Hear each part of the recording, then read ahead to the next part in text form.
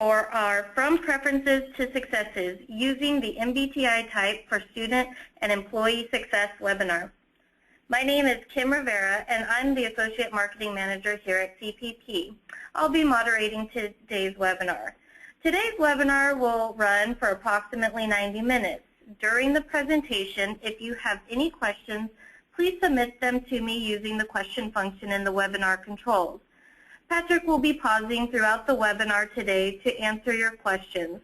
Two representatives from CPP's education team are also in attendance, Jim Larkin and Jack Powers, and they'll be available to answer questions as well. As with all of our webinars, today's webinar is being recorded, and we'll be sending out a link to the recording in the next few days. Please note that the PowerPoint slides are not available for our Ask an Expert series.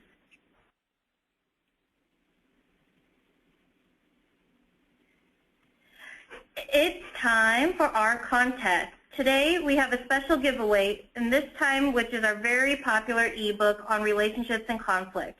We printed a very limited quantity, and I'm giving away 5 to the top tweeters today.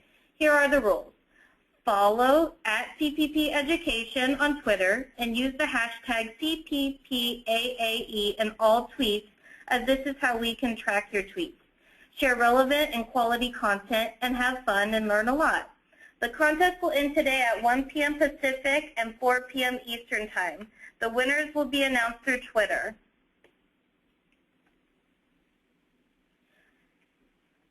Now, I'm very happy to welcome CPP's Ask an Expert, Patrick Kerwin.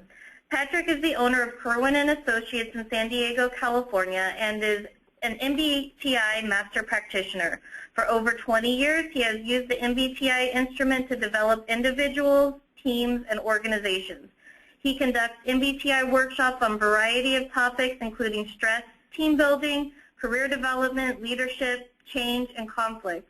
Patrick also conducts the MBTI Certification Program and is the author of True Type's Tales, a collection of stories about the power of personality type in everyday life.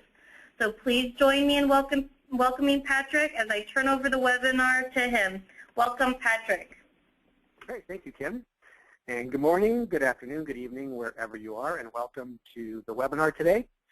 I want to start off with a little bit of background and context on the subtitle of the webinar, using MBTI type for student and employee success, and just talk a little bit about why those two are blended together. So to give you a little background, my career background started off in finance, and I got an MBA, worked in the finance world for 7 years. And when I was in the finance world, I heard, "You're such a counselor guy." And so after hearing that for 7 years, I finally listened to it and went back to graduate school and did my graduate work in career counseling. And so I started a private practice, and I started counseling at Santa Monica College, doing academic and career counseling. Did that for 11 years. And when I was doing my career counseling, I would often hear, "Well, you're such a business guy." And I thought, oh, for crying out loud. So finally, I kind of put the two together, and for the last 10 years, a lot of my work is focused on team building and leadership in organizations, both for-profit and educational. Because I worked with students for so long, I did some writing on MBTI type and student success a few years back. And when I was putting together the content for this webinar, I was really thinking about student success and also thinking about some of the work I do with teams and leaders, and how a lot of the concepts that apply for student success are really similar to what applies for employee success. And quite frankly, they apply to any of us, whether you're working with students or you're a student who's doing schoolwork, you're doing work for your career, you're doing work for your life. All the tips and techniques that we identify today will apply to those areas and will apply to going after the success that you want, however you define it. So what we're going to talk about today is we're going to look at a variety of different topics on type, because when you do a webinar with hundreds of people, you usually have a wide variety of familiarity with the Myers-Briggs and use of the Myers-Briggs. So I'm going to talk about the preferences and how the MBTI preferences relate to student-employee success. We'll also look at function pairs and how function pairs play in. And then we'll look a little bit at the dominant function as well. So I think there'll be something in here for everybody today. Patrick, we're getting a few comments that it's a little hard to hear you, so if you could just speak a little closer to the microphone. I will do that. Thank you. Is that better? Yes, thanks. Okay, good. All right, the objectives for today are to identify these tips and techniques when you're providing counseling, coaching, or support to students, employees, or really even to yourself on a variety of topics, including how to get the best from your communication style in a class or on a team, using MBTI type to handle relationships with instructors or leaders, and capitalizing on your type when you're writing papers or documents, and using your type to manage your time. So let's start off with getting the best from your communication style in a class or on a team. And what we're going to focus on here is primarily extroversion and introversion, because E and I are the communication, is a communication dichotomy. It influences the style that you bring to communication. And so we want to focus in on how that influences how you work on a class or a team. This one's really important. Jung talked about this for quite some time in psychological types, and he talked about it more in terms of being in a family that has your opposite first letter. And what we're going to talk about is what is it like to be a student or a team member who's in a class or on a team that has your opposite first letter. And what Jung talked about is he said that when you are growing up and you have a preference for E or I, and your family system has the opposite first letter, these are his words out of psychological type. He said it can actually make you, he said, neurotic. And I have a preference for E, and when I read that for the first time, I thought about my family system, which was largely introverted, and I thought, you know, I would describe myself growing up as a pretty neurotic kid. You know, you can have anxiety, and I think I was anxious because when you're in a system that has your opposite first letter, you don't know where to place your energy. So when we think about working with students or team members who are working in this opposite first letter environment, we want to think, what can they do to kind of reduce some of the anxiety they may feel? So let's start off with looking at when your student has a preference, or your team member has a preference for extroversion, and they're working in an introverted class or team. One of the first things they can do is just communicate their style with the instructor or the team. This sounds really basic, but actually if you think about it, it takes a lot of courage. You know, when you're a student in a class, going up and having this kind of conversation with your instructor about the kind of energy that you're bringing to the classroom can be very courageous. And same thing on a team, to go up to a team leader and have that conversation. So we want to try to encourage extroverts to have the conversation about, you know, when you hear me asking lots of questions or, you know, talking things out. You know, I have on the Myers-Briggs, I have this preference for extroversion. It's my natural style. It's just I'm very enthusiastic about the topic. Now, you also want to encourage a student or the team member to talk about how they're aware of it and they're going to monitor it. Having that conversation does several different things. First of all, it does show awareness. It shows that you're aware of your style and that it may be different from the style of the instructor or the team or the leader. It also shows awareness that you're going to monitor it. You understand the difference. And it puts language to something that probably everyone is already experiencing. You know, the student's probably experiencing it, the teacher's probably experiencing it, and putting language to that really neutralizes it. It's not using type as an excuse, so it's not to say, you know, just want to let you know that I'm an E, and so this is how I roll. It's saying, you know, this is kind of my natural style. I just want you to be aware of it so you don't misinterpret it.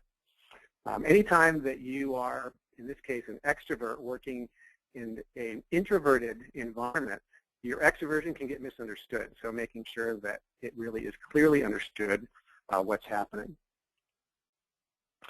The other thing you can encourage your students or team members to do is to not fill the awkward silence. E's, by the way, are usually the ones that describe silences as being awkward or pauses as being pregnant. Very rarely do I's describe silence or pauses with either of those adjectives. And so you want your students to be just very aware of getting comfortable with that silence and not feeling this need to fill it.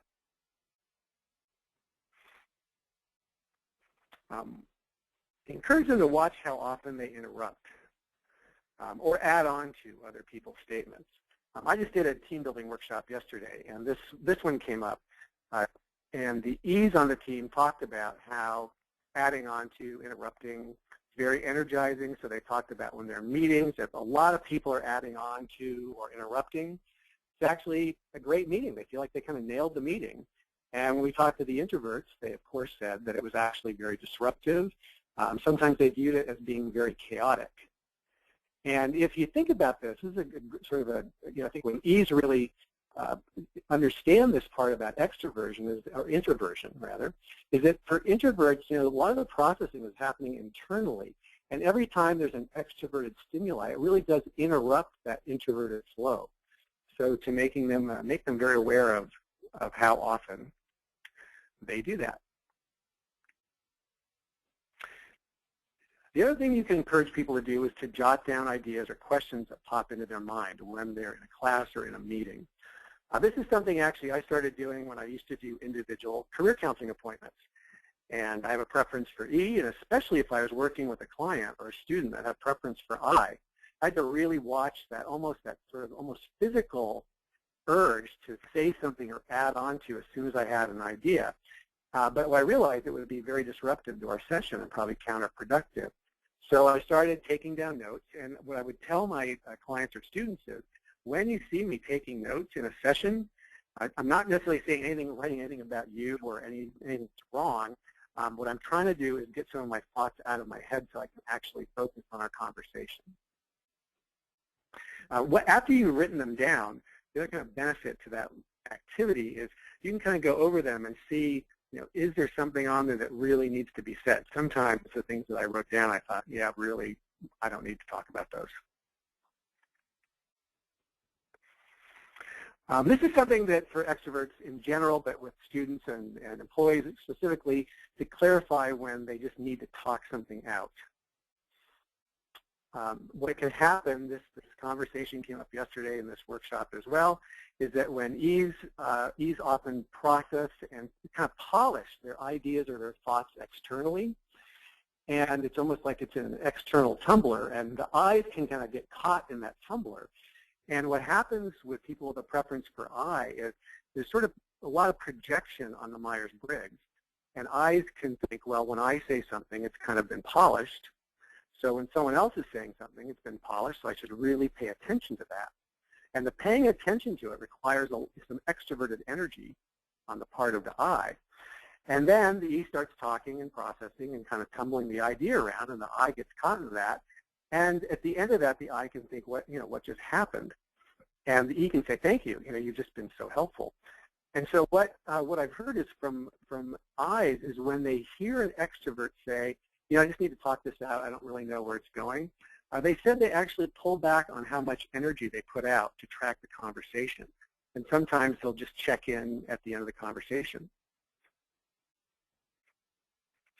And then the last one is, find a playmate outside of the class or team. And I've had 2 teams this year that I've worked with who were teams of about 7 people, and there was one person on each team, and that person was not the leader of the team, who had a preference for E. And so we talked to the E about doing all these things that we just discussed. That takes a lot of energy for E's to kind of pull back on their reins. So we really want to find some place for students or employees to really kind of let that extroversion be unleashed. And in fact, about 3 years ago, the team that worked on my website for my business, when they were done, I did a little team building for their session. And the owner of the company, it turned out, has a preference for E, and he discovered everyone else on his team has a preference for I. And he loved throwing ideas out, having the open workspace, all of that kind of extroverted energy stuff, and we discovered that that wasn't energizing. It was having the exact opposite effect. But we talked about he could do these things, he could try to self-monitor, but also where could we just let him be who he was? And so we tried to identify someone outside of the company that he could go and really be fully extroverted with, so that you can get the best contributions out of that person. Again, it's not that extroverts can't be quiet, but these are things that are just really natural for extroverts to overlook. Let's look at the opposite case, and that's when you're an introvert in an extroverted class or team. Well, the same thing applies here, is communicate your style with the instructor or team. Introversion, as we know, is very subject to being misinterpreted. And so if you're a student in a class and you're listening very intently, it can be misinterpreted if you have an extroverted instructor as the student being disengaged, not interested, or checked out. And so being able, again, to have that conversation and say, look, I just want to let you know, I have a preference for introversion. So if you see me, looking at you or staring, I'm really thinking. I'm fully engaged in the topic. Provide sides of engagement. So if you can encourage students or team members to provide some kind of verbal or nonverbal cue of engagement. And sometimes this can be just as simple as sitting in a class and nodding your head, or even in a conversation saying, I see. And sometimes eyes have said that they can be concerned that head nodding means agreement. And E's almost universally say they don't interpret head nodding as agreement at all. Head nodding just means you're in the conversation or you're in the topic.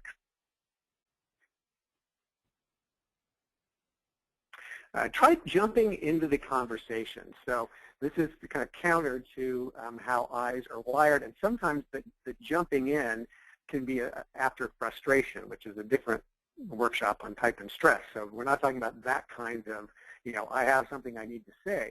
But what E's will often appreciate is when I say, can I add on to that? Or, I have an idea I'd like to share with the group, and kind of jumping in. It's a little counter to introversion. All these suggestions kind of are getting us to stretch.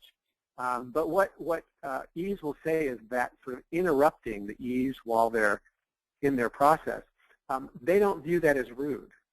I's oftentimes will see interrupting as kind of rude or disruptive, and E's say, oh, please do, because sometimes they don't realize that, that they're extroverting.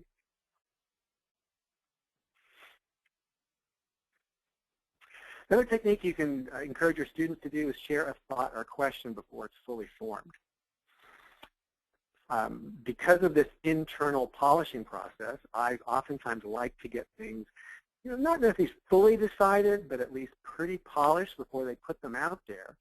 And what can happen, and I have experienced this, is by the time it comes out there, either the subject has moved on, the class has moved on, and then they bring up the subject, and people think, well, why didn't you bring that up earlier? And so what a good suggestion is to share, this isn't fully formed yet. I'm still working on this, but here's where I'm at. Here's the thought I have. And what that does is it actually can present a lot of utility to the rest of the class or the team, and it can be really helpful information to the rest of the class or the team.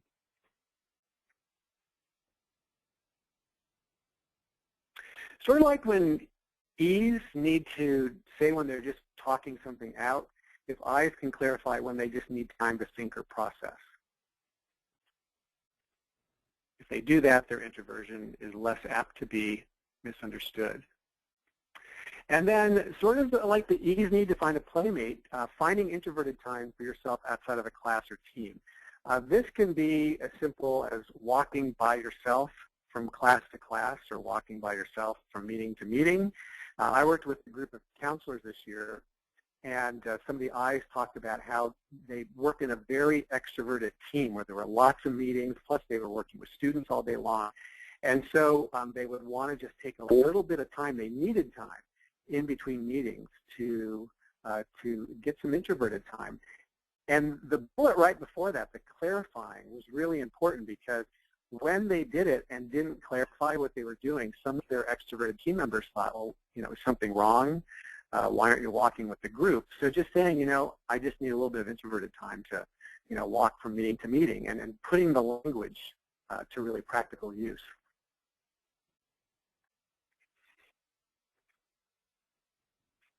Okay, so those are some techniques for communication. Let's look next at using type to handle relationships with instructors or leaders. And in particular, we're going to talk about instructors or leaders that people find difficult to work with. And there are going to be many reasons why we can find someone difficult to work with. It could be outside of type, but we want to look at one possible connection to type and why we might experience people as being difficult. So to get us started on this topic, we're going to do a relatively rare activity, which is introverted activity. And so what I'd like you to do is take a few seconds. I know that's not much introverted time, but I'm trying. To think of an instructor or a leader whom you consider to be a difficult person.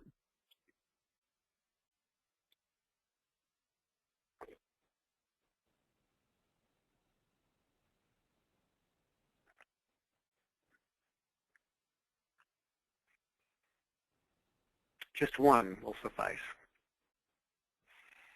Okay, so also to get into the conversation, we need to look at the core of Jung's theory of psychological type. And at the core of his theory was really the two middle letters of type, so the S, N, and the T and the F. And the reason these are the core of his theory is because Jung said that our core mental processes or mental functions are either taking in information, and we take information in by using either our preference for sensing or intuition. And if we're not taking in information, we're making decisions. And we make decisions by engaging either thinking or feeling criteria. And so the whole crux of Jung's theory was taking information in and making decisions. So when you're alive, you're either taking stuff in, through S or N, or figuring it out by using T or F. And when you combine one of the taking in information functions with one of the making decision functions, you get function pairs. Function pairs are arranged on the type table so that on that first column we have all the ST types, and we'll define those in a minute. And the second column has all the types that are SFs. Third column are the NFs, and the fourth column is the NTs. By the way, there's no rhyme or reason to the color coding, so they don't relate to other instruments that use colors or things like that. I just thought it would be easier to see them in columns if they were in colors, and these are the colors that I liked. So what we're going to try to take a look at here is a couple things. First of all, we're going to try to figure out when you're working with a student or with an employee, if they can take a look at their function pairs and what that means for them in terms of how they like to learn about things, the kind of questions they ask. And then what we want them to think about is if they have a difficult instructor or leader, is to think about what the function pair might be of that person, and then see how they can negotiate those differences. So let's get started with figuring out what you're like. So if you have a student or employee has two middle letters of ST, oftentimes they like information that's very practical and that's presented in a very succinct, logical way. When they're asking questions, they'll often ask very specific questions in a very non-personal style, and the goal is really getting their questions answered accurately and efficiently. So in a classroom on our team, they're often going to ask questions about what do they need to know, what really applies, and trying to have as efficient process as possible in getting their questions answered. When you have students or employees who have the two middle letters of SF, they typically like learning about information that's very specific, but it's presented in a very warm and kind way. I often talk about SFs as being kind of the kindest people on the planet because the sensing is very specific and really pays attention to specifics, and the F brings in the specifics that really affect each person. So kindness tends to be important. And they'll often answer questions in a very gentle style, and they really want their questions to be answered with accuracy because of the sensing, but also very respectfully. So there's something with SF where they'll talk about each person. So it's not necessarily people in general, but really paying attention to each person and wanting to make sure that each person is really treated with kindness.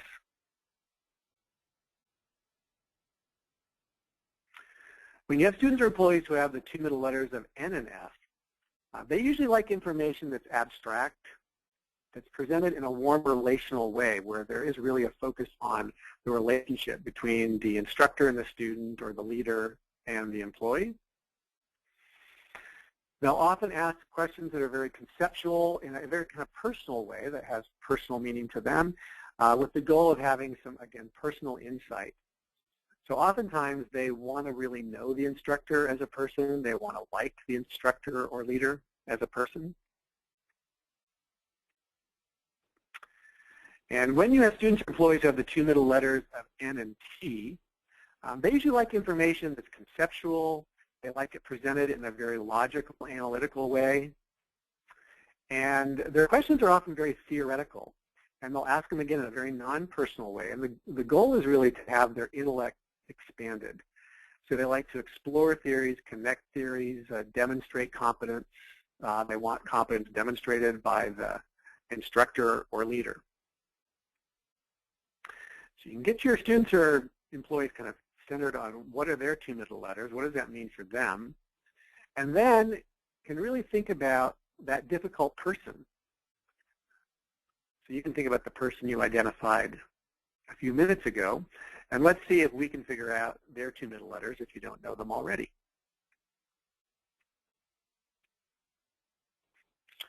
Okay, so what they're like. So when you have instructors or leaders who are STs, well, often they lead being very factual, logical, to the point. They really are interested in straightforward discussions that involve specifics and logic. So, practical application of information is usually the goal of instructors or leaders who have preferences for S&T.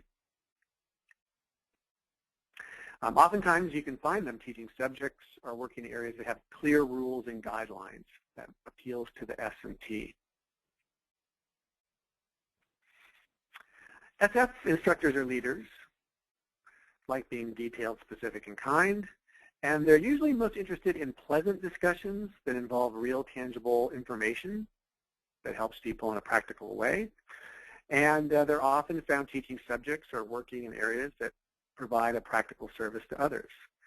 So again, SF instructors and leaders will really make sure to take the time to attend to each person. They often say that they'll make sure and carve out time to make sure that each person has been taken into consideration. And instructors or leaders who are NFs are often big picture, exploratory, people-focused, like positive discussions about ideas or situations that especially affect people, and are found teaching subjects or working in areas that help people grow. And so NFs, I mentioned SFs talk about each person, and NFs often talk about people. So what's going on with people? How are people doing? How does this affect people? And instructors or leaders who are NTs often are theoretical, intellectual, objective, like discussions or debates about concepts or theories that can be analyzed logically, and are found teaching subjects or working in areas that address complex problems. So that debate and discussion tends to be really interesting and energizing for NTs. And it can include the topic of people, but the debate is really about the concept. And the more complex the conversation, the better. So let's look at dealing with so-called difficult instructors or leaders. And sometimes the difficulty can come from an instructor or leader having a different set of function pairs than the student or employee does. Now, sometimes that difference in function pairs can be a great compliment. So I don't want to suggest that it's always a problem. that many times the frustrations that a student has with an instructor can be because of this function pair difference.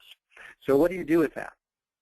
Well, when you're interacting with an ST instructor or leader, start off by focusing on the facts and being logical and really staying on topic. And try to remember that STs usually aren't persuaded by conversations about theory, abstractions, personal matters, conversations that get off track, especially initially. This is a really important thing to remember about all this is, we're not telling someone you can't be who you are, you have to turn yourself into a pretzel to have a conversation. But when you are a student or you're an employee and you're trying to work with an instructor or leader, it probably behooves you to try to flex to their style, at least initially, because they do have some influence over your future. And if you can kind of put the right carrot out there for the right function pair, then you can engage the conversation. And the faster you engage the conversation, a person's style, the faster then you can get back to the stuff that you really want to talk about, which is the stuff that probably matches your function pairs. With SF, dealing with SF instructors or leaders is really, be specific, be very kind and respectful in the way that you have the conversation, present the topics in sequence. Remember that SFs usually aren't persuaded by a lot of theory or arguments, hypothetical situations, especially conversations that seem to challenge them to debate. Because SFs are wired for that, being respectful of each person, debate can seem as disrespectful or challenging to the actual person.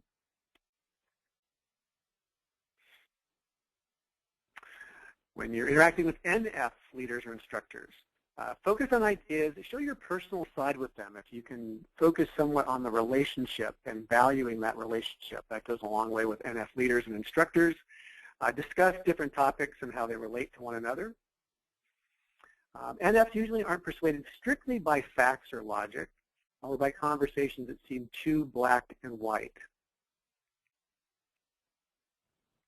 And with NTs, NT leaders or instructors, focus on concepts. You can be direct, be prepared to engage in debate.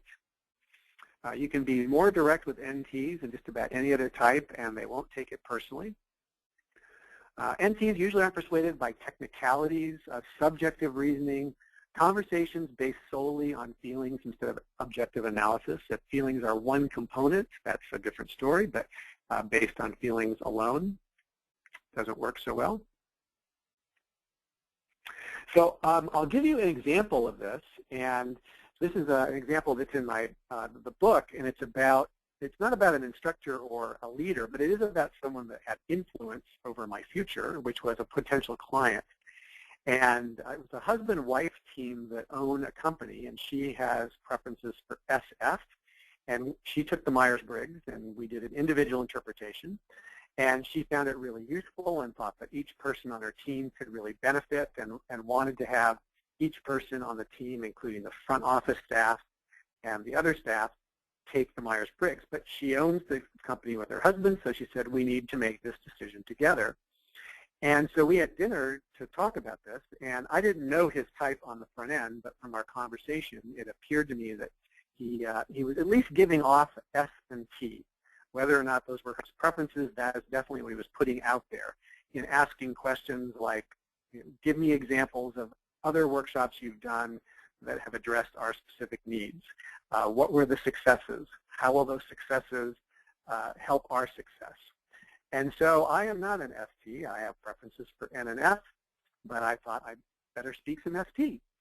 So I started off and said, well, let me give you 3 examples, because I thought there's a preference for sensing, and so it'd be good if I could put some numbers in. So I said 3 examples. And I went through and gave an example, tried to be really precise in what I did, what the outcome was, and went through each of the 3, paused, because I also thought he had a preference for introversion. And when he was finished, when we were finished, he said, good, let's pick a date. So we did the workshop, so it was an effective way to communicate with him. Did the workshop, and when we were done, we had dinner afterward, And now that he was familiar with type, we could have a kind of type conversation. Turns out he has preferences for ISTJ. And I recounted to him our interaction and what I did differently. And he said, oh, yeah, if you had done your NF thing, this is going to be great, and your employees are going to love it, and they're going to be able to use it at home. They're going to use it at work. Oh, yeah, they can use it with their customers, too. But this is just going to be a great growth opportunity. He said, you know, we wouldn't be sitting here. So now all of those things happened, by the way. They did find it useful. It did build camaraderie. They did talk about using it at home, but I couldn't start there. I needed to start with the ST. Okay, I've done a lot of extroverting, so let's take some time here and take some questions. So Kim, what questions do we have teed up? We have a question. If you could elaborate, what do you mean difficult? Is it difficult relating to others, or can you elaborate how you define difficult?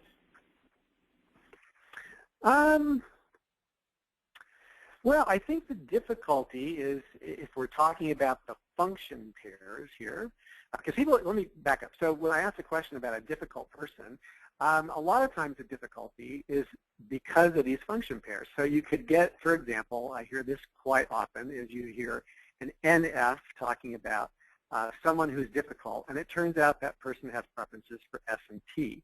And the reason they're finding them difficult is because the communication can be difficult if the NF is having an NF conversation with, again, an ST instructor or leader. So that can be the source of the difficulty.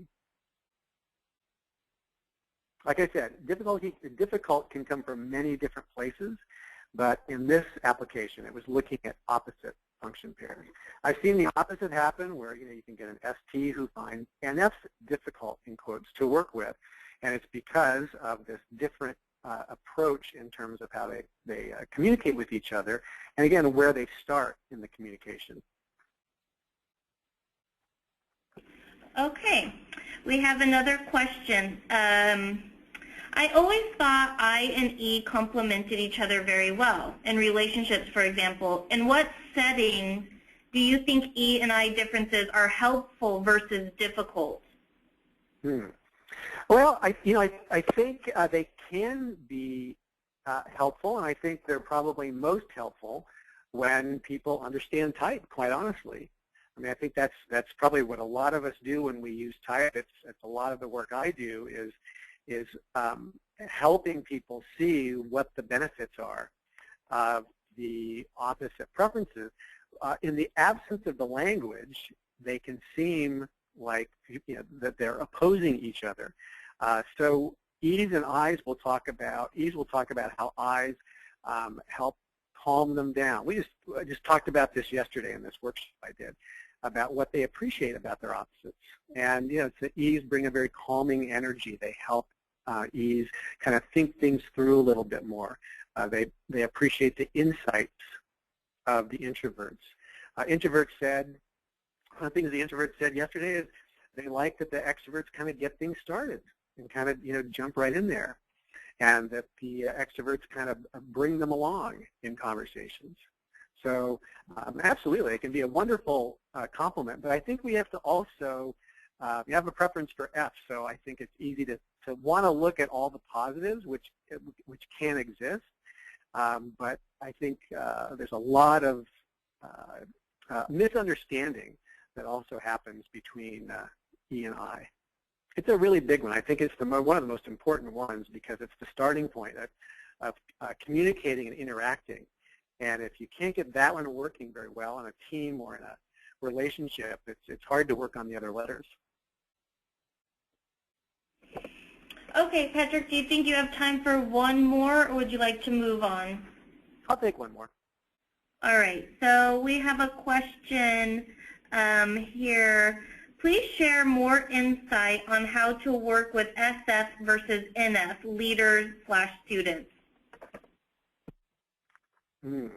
Well, I guess the thing that SFs, I'm going to probably repeat myself a little bit here, but the thing that I hear most often from SFs, almost regardless of the topic, it can be about conflict, it can be about communication, is there's a thing about talking to them very respectfully. And I used that word earlier very intentionally because it's the word that SFs use.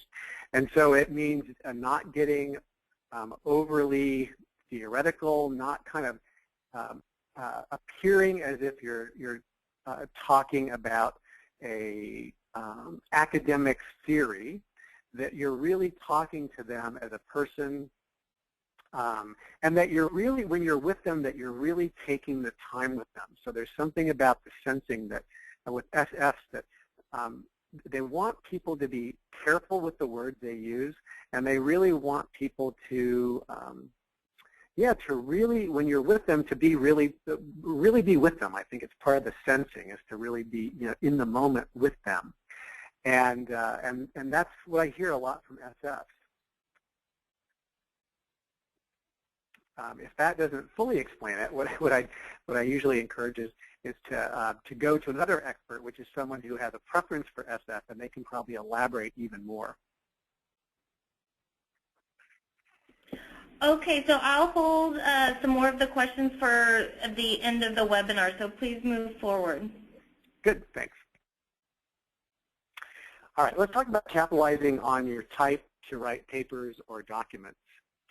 And this one, the content for this really started when I was working on a student success and MBTI type project a few years ago. And I was looking at some of the materials out there that talk about how to write a paper and how students should write papers. And so I found this one article, and it was in a book, and it said, just start anywhere when you're writing. Just start in the middle, start at the end, start at the beginning. It doesn't matter. And then just get started. Just start putting words down. And because I tend to process stuff through this type filter, I thought, wow, that is great advice if you have certain preferences. And it probably works really well if you have preferences for N, where everything is kind of a system and things are interrelated, and or P, where, beginning, middle, or end, just get started. And maybe the extroversion with, just start writing, because there's an immediacy that happens with extroversion. And so what I started to realize, and it's true, it was true for this particular suggestion, it's true for a lot of other models out there, is sometimes they can be a little, they can reflect probably the type preferences of the author. So what I want to do is take a look at how the four dichotomies really influence how we write, and then also look at the dominant function and how that can influence how we write. So starting off just with E and I and finding your energy. And if you have students or if you have a preference for extroversion in your writing, one good thing to do is just talk it out. When I like doing this webinar, when I do presentations or new workshops, it really helps me to actually just walk around and talk it out. And I take some notes as I'm talking, and that helps bring some structure to things. Sometimes it doesn't mean there's another person there, by the way. As long as I'm talking it out, that kind of extroverted energy really seems to work. And then finding an extroverted environment. And when I was in college, I didn't know my myers-briggs type at the time, but I'm fairly confident it has always been E.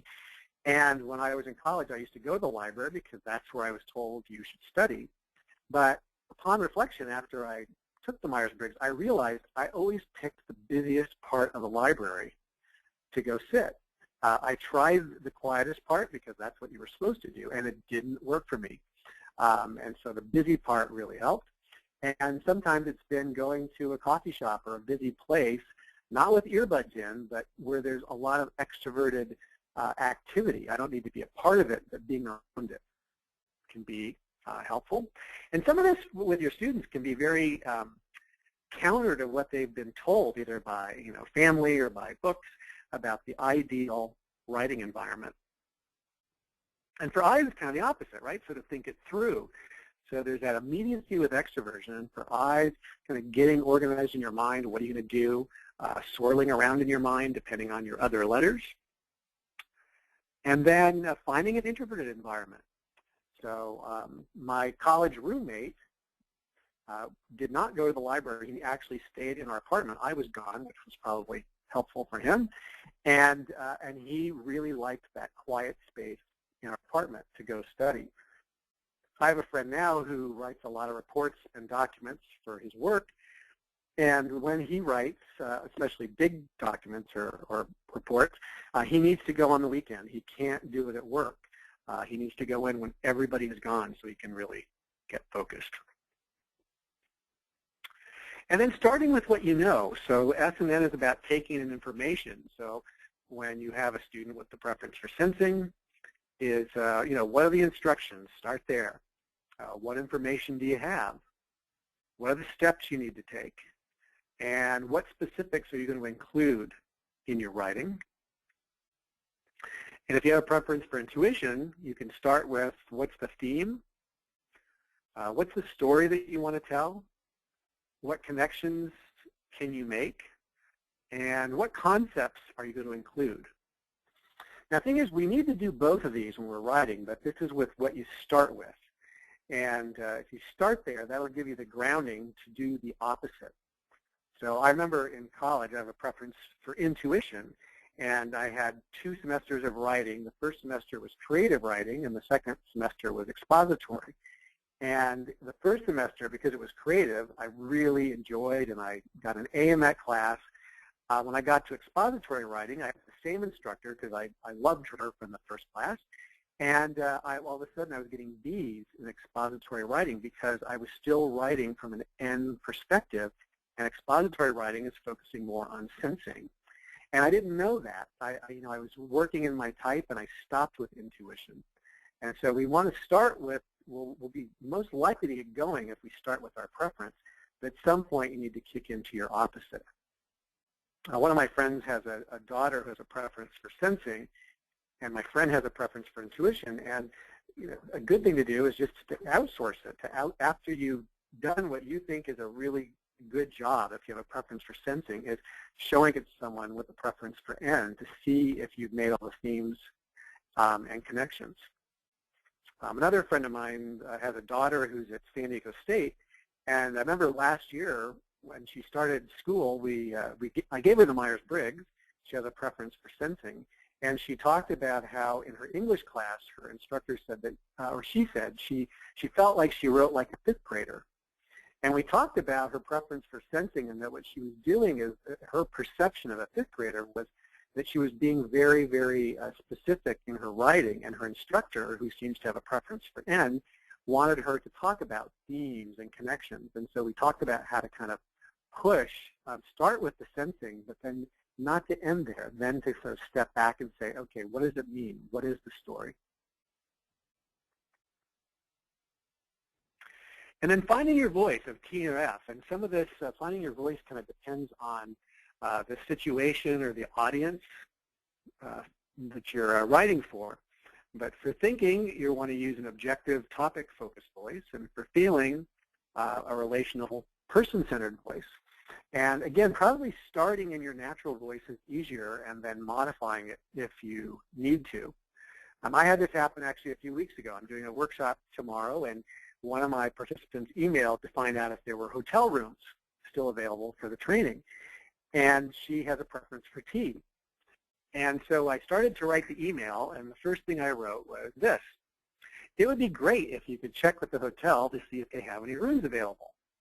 So this is a very kind of F way to write, to see if they have any rooms available. It would be great. It's very kind of personal language. And then I remembered who she is. I thought, well, she has a preference for T, and I can probably just be much more topic-focused. And so I actually changed it and said, please check with the hotel to see if any rooms are available. And that worked just fine for her. So you can start with your voice, but then think about really what's the appropriate one. If you're an F, do you need to T it up? Or if you're a T, do you need to F it up? All right, and then actually getting it done. So as a J, well, of course, you're going to want to put that plan in place, including how early you want to be done. So oftentimes with Js, the earlier the better.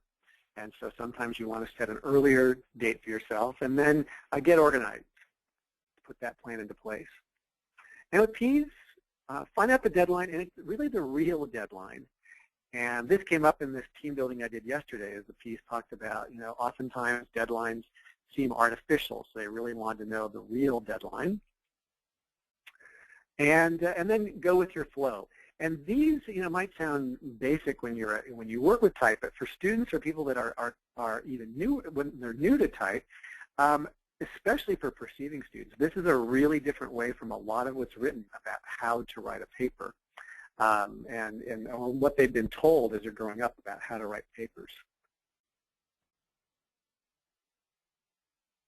We can take a little deeper dive and look at the dominant function and how that affects how you do your writing. And the dominant function, every type has a dominant function, which is the lead part of the personality. It's where the most conscious energy is. It's kind of the part of your personality that you reach for the first. And so we're going to walk through the sensing dominant functions and the intuition dominant functions and so forth. And we'll see how those impact writing. So for dominant extroverted sensing types, those are ESTPs and ESFPs. Extroverted sensing typically likes the excitement of the moment. They like experiencing the moment. And so for extroverted sensing types, just diving in and getting started. Knowing, though, that you'll probably kick it into high gear right toward the end. One of my friend's daughters, who's at the University of Hawaii right now, is getting ready to finish her degree. And all through high school and through college, her parents have there's a lot of gray hairs in there, probably from their daughter, because their daughter is an ESTP, and she gets started on things, but she really kicks in when her hair's on fire. And when she was in high school, she was finishing high school. It was her last semester. She had a full ride scholarship to this university.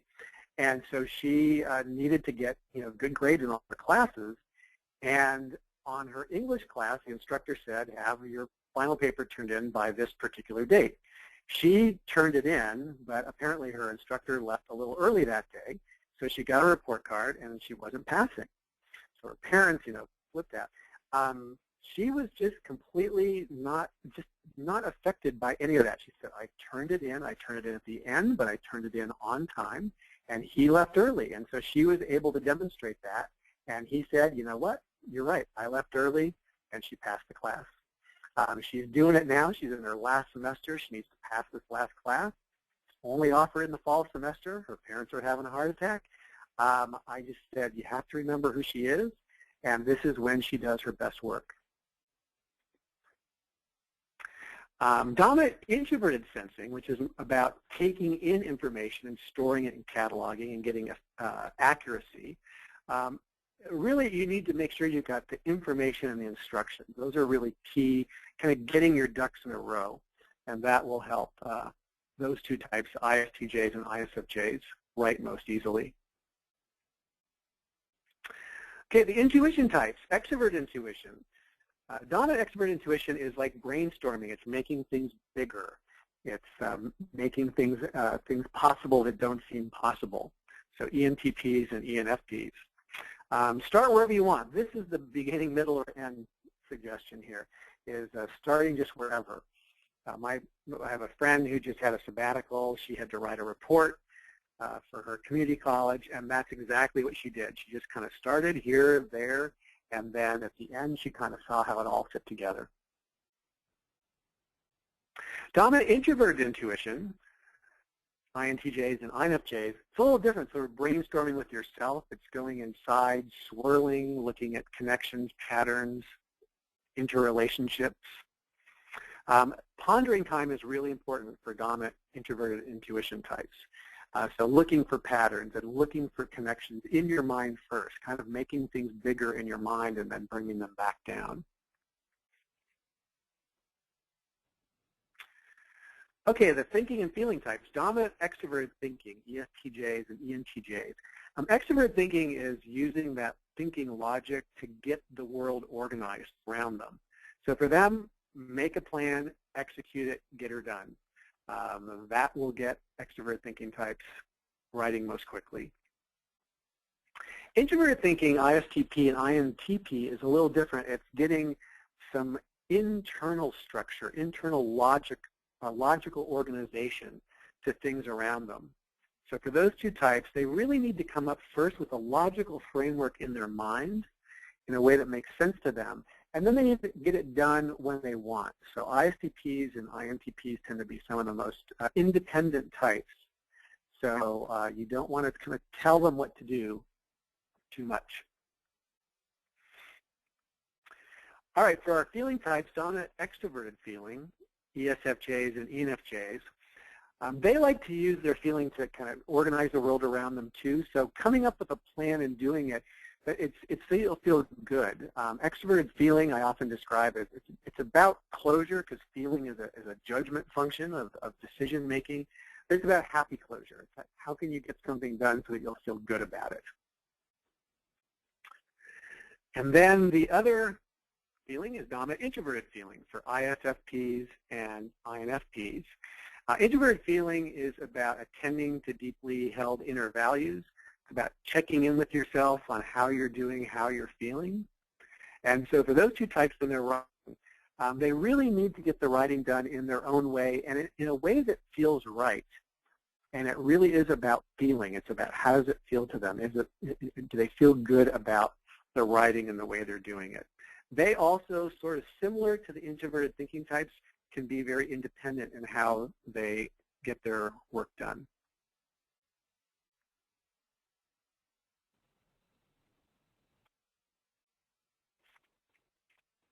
All right, let's move on to our last topic here. And our last topic is using your type to manage your time. This, I think, is one of the most interesting topics with type. I was first exposed to it when I first started using type, and I was doing career counseling at a company, and they wanted a time management workshop. I'd never done a type management workshop, so of course I said, yes, I will do it. And I went out and researched time management books and different techniques, and that was very insightful. So if you think about this, from a type perspective, who do you think most naturally comes up with time management techniques? Well, what I found in these books is it appeared to be people that have preferences for sensing, which is about being exact and efficient, thinking, so being logical, and or judging. And what I read that seemed to really support this is a lot of the time management books and techniques will talk about each day, keep track of how you spend your time in 30-minute increments. At the end of the day, calculate where your time was spent, or at the end of the week. And I remember reading that, and I thought, sort of like the writing strategies that comment that I found, it seemed like a good suggestion for certain types. But I remember thinking, like, well, wait a minute. Who really do you think comes to time management workshops?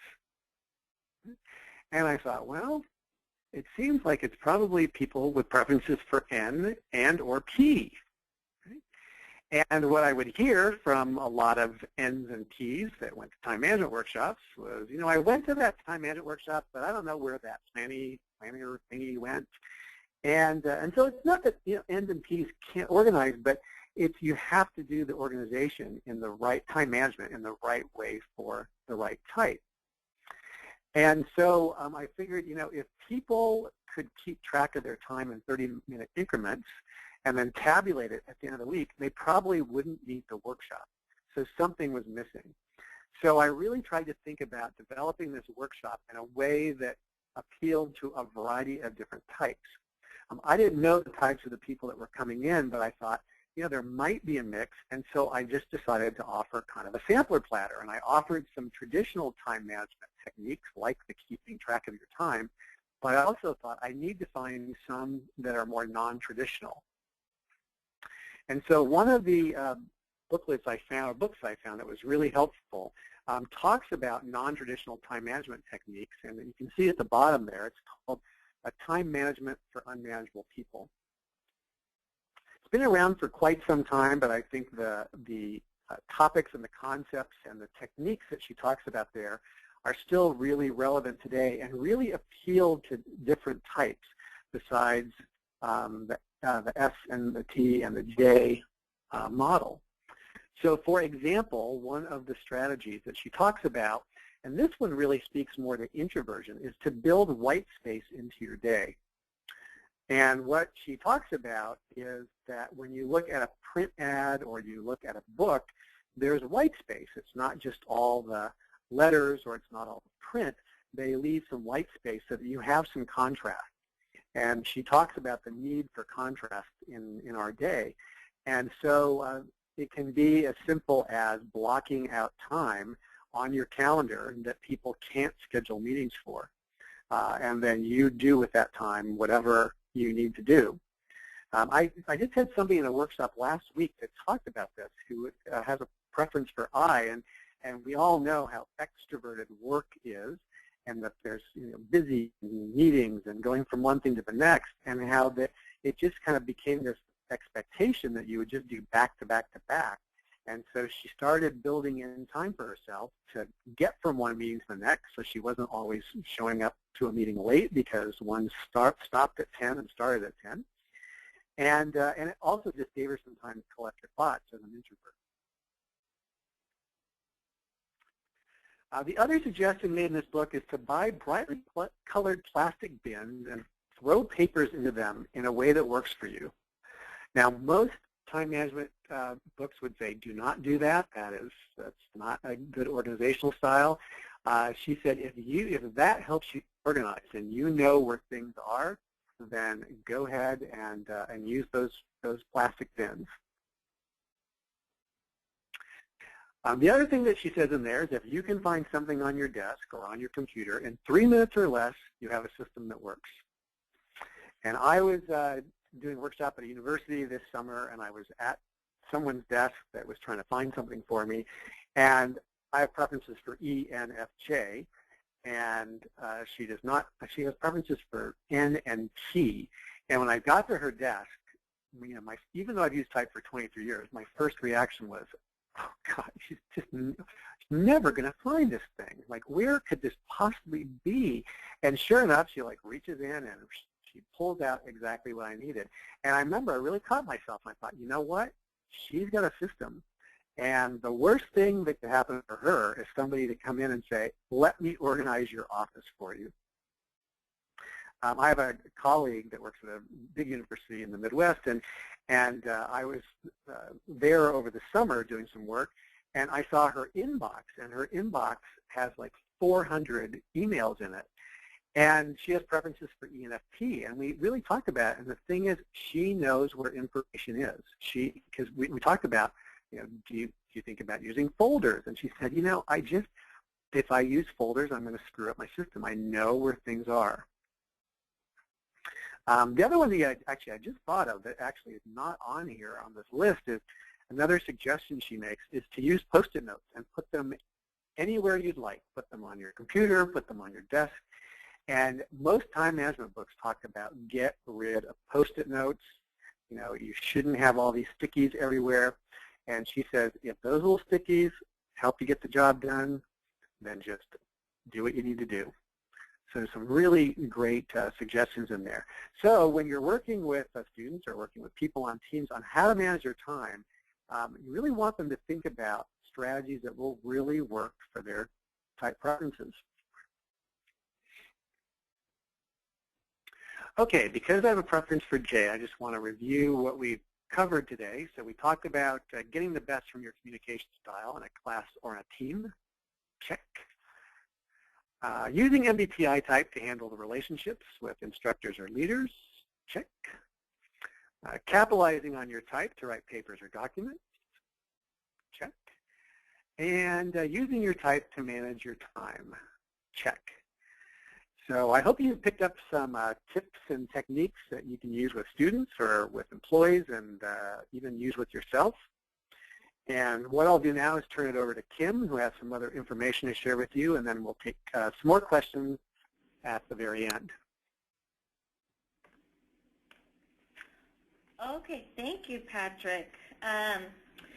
So I wanted to mention that you can connect with us, CPP, online. Make sure you follow us to keep up with the latest news, tips, and advice from our team of experts.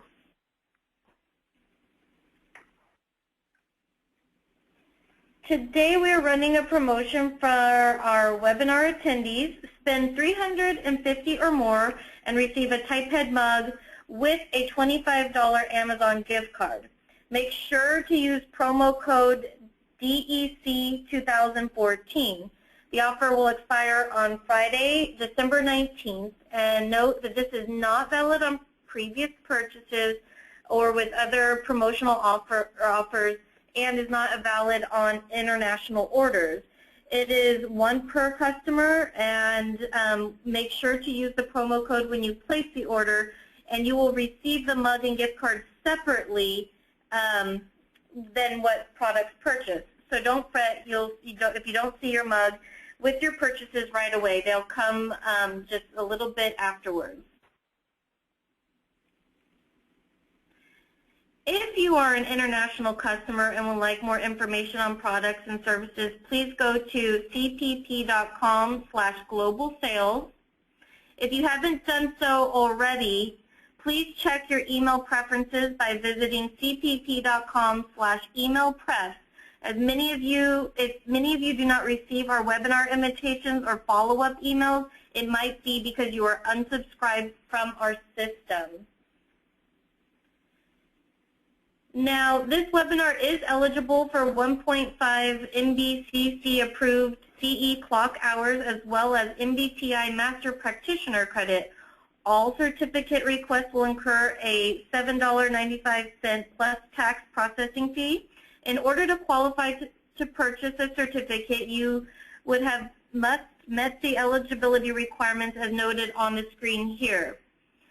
To be eligible, our system must show that you attended this webinar for 1 hour or longer. The system will automatically track all the attendees by email and screen viewing time. If you are calling in and not viewing this on your screen, you are not eligible as our system does not track phone calls.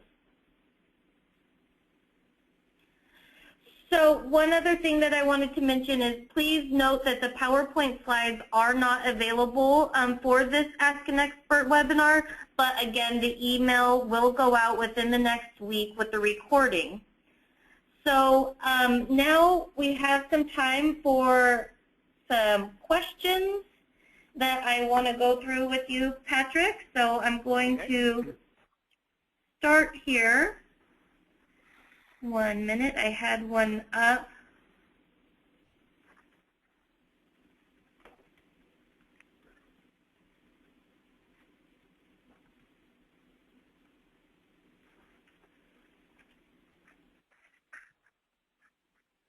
So we have a question. I always thought 2 NFs were very complementary. Oh, that's the one I read earlier. Sorry about that. Went too far up. Here we have a question. How can you be true to your own type while at the same time adapting to others' types? Being outside your type too long creates stress, correct?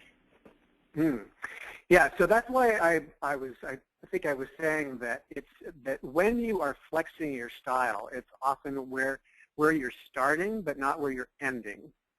So in the example I gave with the person who wanted me to come in and work with this team who I thought had preferences for S and T, I actually didn't really feel like I was compromising my type, because what I was doing was really, I felt like I was, as an NF, it was in service of my NF. So it's kind of building the relationship.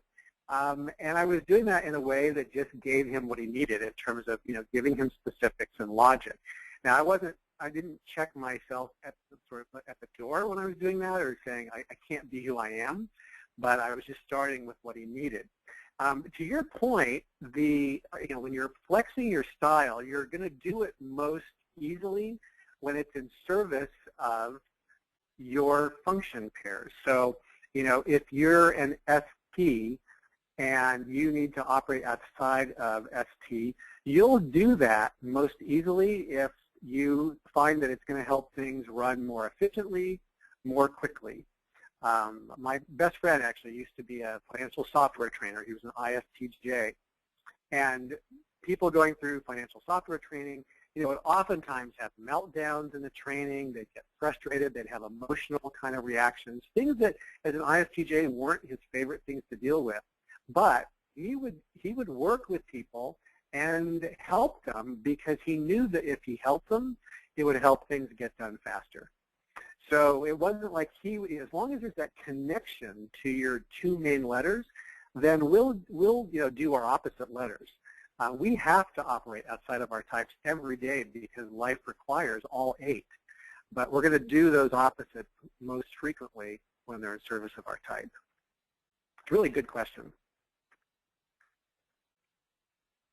Okay, great. Thank you. So our next question is, I'm working with a manager and his direct report. Director is an ESTJ, direct report is an ESFJ. Any recommendations? Okay, so ESTJ leader, ESFJ. Well, I have recommendations kind of in both directions. Something I meant to say earlier is when you're working with instructors and leaders, it's not like the student or employee has to do all the work. A lot of the work I do is with leaders and instructors on how do they also realize that there are other styles. So what I'll say, so that's the first thing I want to say is that it's not just incumbent on the employee to do all the flexing. So this can go a couple different ways. As one of the participants mentioned earlier, this can be a really great accommodation because the ESFJ can really, might be able to fill in the impact on people, how people are feeling, the messaging of the ESTJ's direction or action plans. So it can be a really good complement. And the ESTJ can help the ESFJ really differentiate between things that really are people-related that really aren't, that might just be very organization-related. So that's the kind of the best-case scenario on how those two can work well together.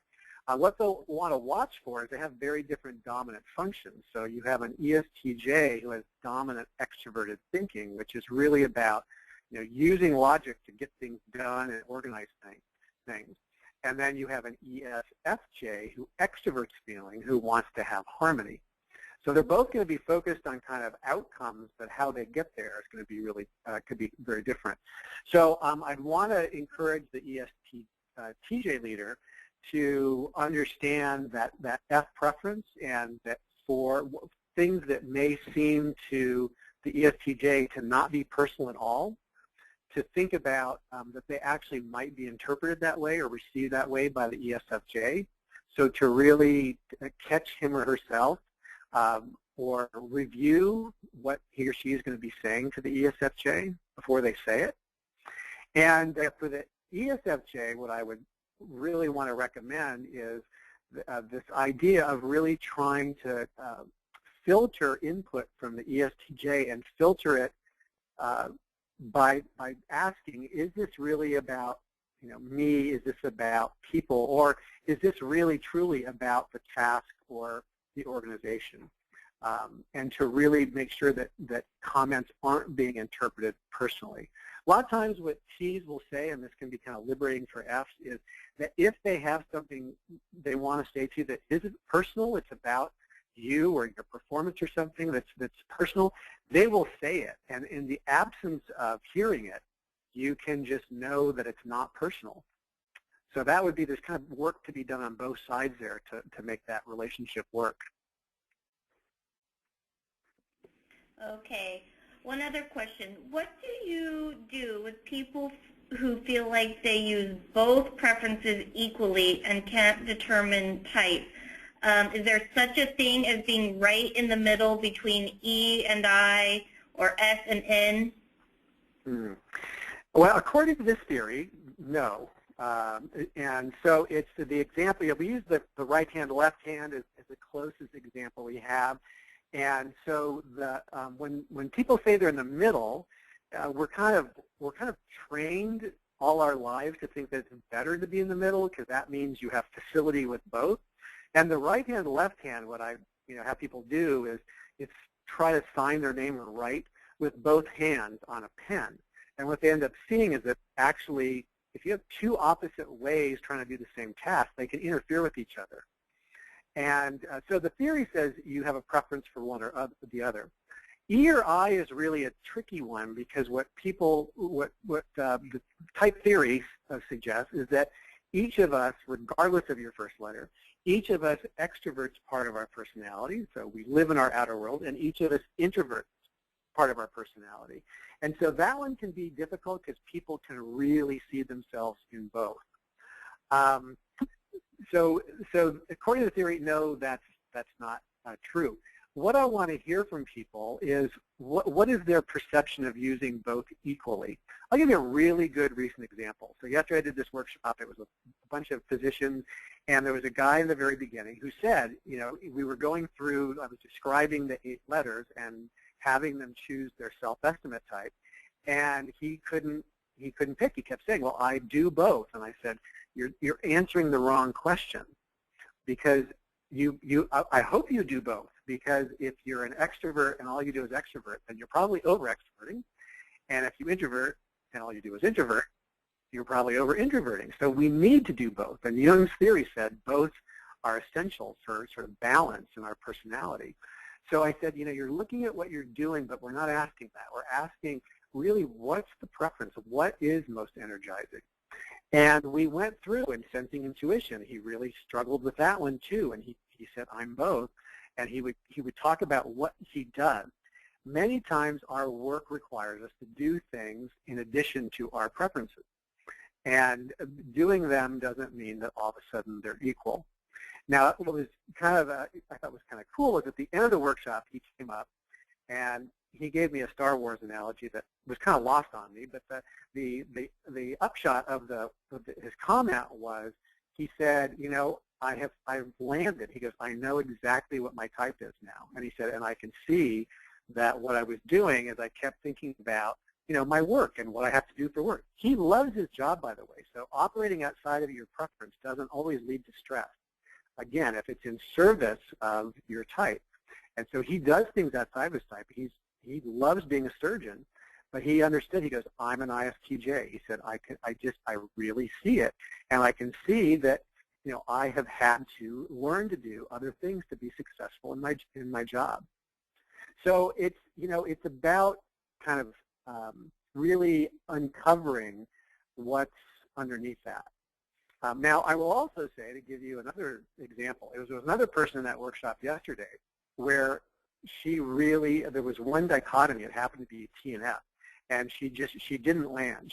And we spent, after the workshop, I spent about half an hour going over all my tricks. I mean, I used every trick in my bag, type and stress, last 2 letters, middle 2 letters, all these combinations. And it turned out that she's just in a really, really abnormal part of her life right now, where she's not feeling certain at work. She's feeling, I wouldn't say she's in the grip, but she's heading in that direction. And so with her, I needed to kind of liberate her and say, now is probably not the best time to figure out your natural, most true personality, because it's really hard to tell. What we probably need to focus on is taking care of what's going on at work and these other elements of your life. And once you get that squared away a little bit, it'll just be easier to figure out what your preferences. So sometimes I just have to, let people know, like, it's okay. Like you can have a perfectly fine life and not knowing your 4 letters. We'll get there, but for right now, focus on these other parts of yourself. Okay, one other question. How should a student approach a supervisor who doesn't respect type, and respect meaning sees type as invalid or meaningless? Well, so it's a little hard to use type with people who don't believe in it.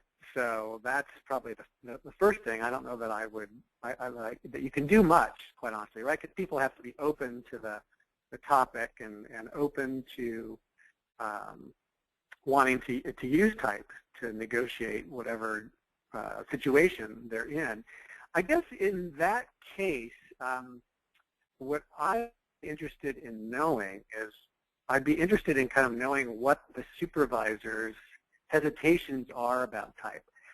A lot of times people's hesitations with type are that they haven't had great experience with it. So sometimes someone has used type to pigeonhole people, to box them in, has used type as kind of a label or to exaggerate. E's always talk, I's never say a thing. Well, nobody likes that, and it's not true.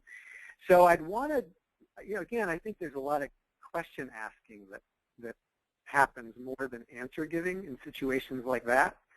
And so I'd really want to know what their hesitations are. And usually when I find out what someone's hesitations are, I can answer those. A great example is there's some articles that critique the Myers-Briggs, and when you really look at them, it's a misunderstanding of the theory. And one of the classics is people will try to hold up as a critique of the Myers-Briggs is that even Jung said that no, he said man, could be a pure extrovert or pure introvert. And so they're trying to use that to discredit the Myers-Briggs. Well, Jung did say those things because what he said is, what I mentioned earlier, is you can't only extrovert and you can't only introvert. That's not a healthy balance in personality. That doesn't disprove the Myers-Briggs. It actually is someone who's misinterpreted what's been written about type. So those are the kinds of things I think I'd want to find out. Now, if the person's completely closed and doesn't want to have that conversation, boy, I don't know what to recommend. I mean, I think I'd probably want to talk to the student about, are there, I don't know what else to suggest because type is kind of my tool, but I might have a conversation about, is this where do you want to work with someone who's closed? That might be a conversation to have. We have time for just a couple more questions. So here we have a question. I always thought 2 NFs were very complementary. However, I have come to find out that ENFs can be intimidating to INF students or employees. What tips do you have for INFs? Yeah, I kind of wondered if that was going to come up, and I was almost going to include that in here, but I didn't want to get things going in too many different directions because, a lot of times we say that similar types will, get along and it'll be so wonderful, and that's not always the case. So you can get, STs who can find each other to be difficult because, who's more right, who's more accurate, who's got the most efficient plan, things like that. With NFs, with FFs, it's, I'll just go down the row here, is with FFs, the conflict can occur with, who really has who's paying the most attention to each person and the needs. And this is what that person needs. Well, no, this is what they need. With NF, it's kind of what's the best approach. And so NFs are interested and often have a lot of ideas about what people's situations are, what people really need to grow. And there can be conflicting viewpoints there. For NTs, it can be kind of the conflict of, I've worked with a lot of NT teams who have conflict on who has the best idea, who has the smartest idea, because competence is so important. So with the INF and ENF, it's probably even more than that, I think, because it probably relates to some dominant function. One of the things that, so I can see, for example, INFP and ENFJ as being having some tension because one, the INFP has introverted feeling, and the ENFJ has extroverted feeling. And Mary Louise Franz, who worked with Jung, talked about how having the same dominant function in the opposite attitudes of E or I can be one of the most challenging dynamics because you have the same dominant function, but it's like the other person's doing it wrong because they're using it in the wrong place. With the INF and the ENF, what the main thing I can see happening there is the EI influence of the E's, sort of the immediacy and the vocalization that happens with ENFs. I actually think when people understand type and they're willing to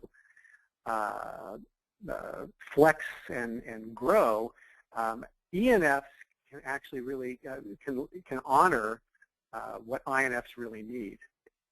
So I guess I would just recommend, if it hasn't been done, is to use type as a conversation point, and if it has been done, to talk about why it's still not working. Okay, Patrick, this is about the last question I think we'll have time for. Okay. In regards to time management, how would you apply time management tips to various students in a shared classroom space?